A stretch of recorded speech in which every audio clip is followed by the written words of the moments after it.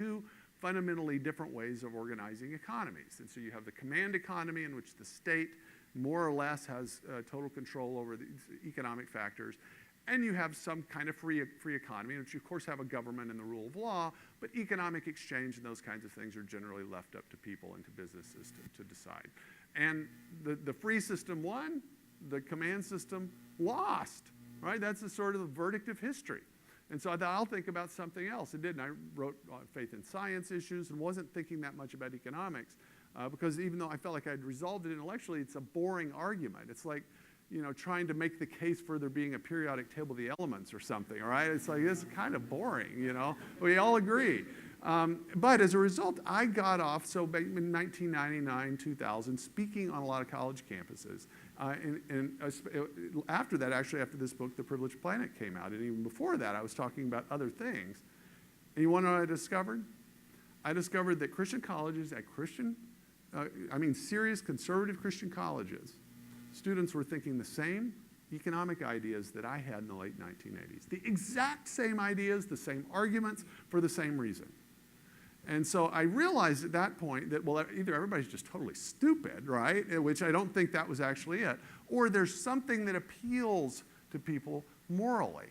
So that people's moral intuitions, as I discovered, were mostly oriented correctly. It wasn't that they were confused and, it wasn't like they were thinking, I hate poor people, and so I want an economic system that keeps them in poverty. Nobody was really thinking along those lines, right? So I thought, what is the problem exactly that causes Christians in particular to get mixed up about these issues? And so that's what sort of led to the writing of this book, Money, Greed, and God. And what I became convinced of is what happens is that we often, either just intuitively or from our culture or our parents or our teachers or somewhere, we get particular ideas in our heads about the nature of the economy, about the nature of economic reality that I ended up calling myths. They're myths in the sense that, not great timeless stories, but myths in the sense of false beliefs, right? That ordinary sense of myth. And if you have this false understanding about the nature of the economic realm, right, so I'm not talking about economics per se as an academic discipline. I mean that realm of God's creation that we refer to when we talk about the economy. If you misunderstand what it's like, then what we will do as Christians is we'll attach legitimate moral intuitions with a false understanding of what that reality is like, and so we end up supporting economic policies that do very often the opposite of what we intend them to do, and so that's the problem. But at the same time, I thought, okay, so what do we make everyone study economics? I mean, this seems unlikely, and besides which, I had become convinced that most of the really important stuff you need to know about economics to think clearly about it is not what you necessarily get in that macro class your freshman year in college. And so I was sort of frustrated because I started keeping all the objections that I would hear from college students about capitalism or the free market or whatever, and I thought, oh my word, there's thousands of these. This is going to be an encyclopedia. But as I reflected on it, I realized actually most of the objections fell out into basically 8 fundamental myths. 8 fundamental beliefs that I think do not correspond to reality and can be shown to not correspond to reality and that correspond to particular questions that people have. And so that was a breakthrough. I thought, okay, 8 myths, 8 chapters, that's a book, right? I mean, that I can write. I can't write and respond to 1,000 objections. And so that's what happened with this book, Money, Greed, and God. Intro, conclusion, appendix, 8 chapters, 8 myths, 8 questions, 1 corresponding to each chapter. And so we're not going to do all 8 myths tonight, but what I wanted you to do is to get sort of a taste of it. And so I'm going to run very quickly through 4 of the myths so that you can see what's happening. Now, in the book, I didn't quite make this point, but I want to make a point sort of up front here. And it's this question of how do we understand economics as a discipline, as a realm, as a source of knowledge as Christians? How does it relate? How does our knowledge of economics sort of correspond and relate to our knowledge of what God is like, for instance, right? And so Craig talked a little bit about basic economic principles in Scripture and those kinds of things. And so there's a complicated way in which we're going to want to integrate the things we learn in the economic realm with the things that we know from special revelation. The simple way that I would suggest we think about this is just in terms of God's 2 books. This traditional way, maybe you guys have already heard this, in previous lectures in the program, but this idea that God reveals himself in two fundamental ways. He reveals himself especially in Scripture, in history, and the things he does, right? So we learn God's name. The Jews, the ancient Hebrews, they only knew God's personal name because he gave it to them, right? You wouldn't know God's name as Yahweh unless he tells you that.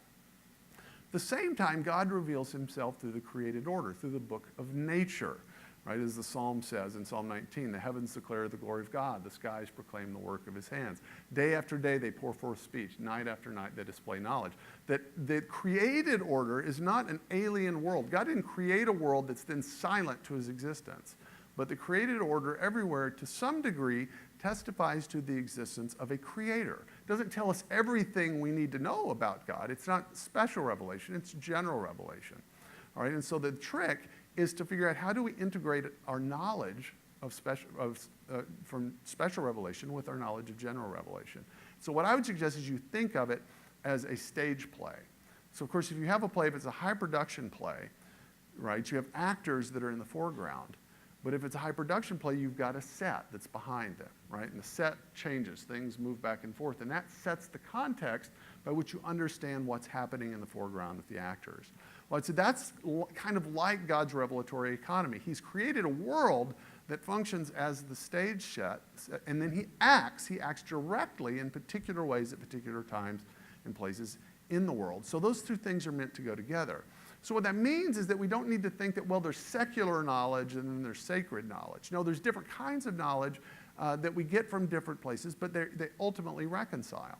And so, I mean, we all know, I joked about the periodic table of the elements, you know, which we all memorize in the 7th grade and then forget almost immediately. But we don't get that from Scripture, right? That's something that we discover from studying carefully the book of nature. Well, it's the same thing in economics. There are all sorts of economic implications and principles in Scripture, but there are also things that we have discovered about the economic realm simply as a result of studying societies and the way different things happen, the things that work, that don't work. And so there's a kind of complicated interconnection between the empirical discoveries that have been found out about the way certain things happen in economics and really important theoretical insights. And so just like any science, there's this complicated interaction between the theoretical assumptions that we develop that help us explain things and then the discoveries. And those two things have to interact in some way. It's not just raw data, right? But it's not just a deduction from first principles. And so here's how I would say our goal is best understood. So what we want to do is we want to integrate the descriptive truths and the theoretical insights of economics with the normative principles of ethics and the relevant truths of theology. So it's not like, well, there's the science stuff over here, and that's data, and then there's the morality and ethics and religion over here, and those are two different things. No, we integrate these two things, all right? So that's sort of the goal. But the good news is I would say a lot of the kind of key theoretical insights of economics and the descriptive truths are things that you can actually pick up without having to study the narrower discipline of economics, which, as Craig said, is a form of social science, all right? So let's talk about a few of these myths. And I want to start with what I call the piety myth. And the reason is because the piety myth sort of sets the stage for all the others. And what the piety myth is, you can think of it in several different ways. You can think of it as ignoring the unintended consequences of policies, ignoring the fact that any action you have is going to have trade-offs, which means there's going to be a cost and a benefit. Or it's confusing your intentions for an action or policy with the actual effects of the policy. I mentioned this guy, Henry Hazlitt, a minute ago. He was a great American journalist, economic journalist, wrote for Newsweek and the New York Times, the New York Herald. He wrote a wonderful book called Economics in One Lesson in the 50s. And he actually talks in this book about what he calls the art of economics. I'm not saying the science of economics. Let's assume there's something that's appropriately scientific about certain parts of economics. What would an art of economics be? Well, an art is something, in some ways, if you say someone's very artistic, it doesn't mean they don't know rules, right? If you're a great sculptor, a great painter, or you're really good with watercolor, you probably had lessons in which you had to learn basic principles of perspective and different things like that. But to become really artistic, to become really skillful, you have to get those rules and principles down in your bones, right? So it's a part of your intuition. It's like it's in your muscle memory. Well, that's what the art of economics is. He said the art of economics consists in a kind of mental disposition. It consists in looking not merely at the immediate, but at the longer effects of any act or policy. It consists in tracing the consequences of that policy, not merely for one group, but for all groups.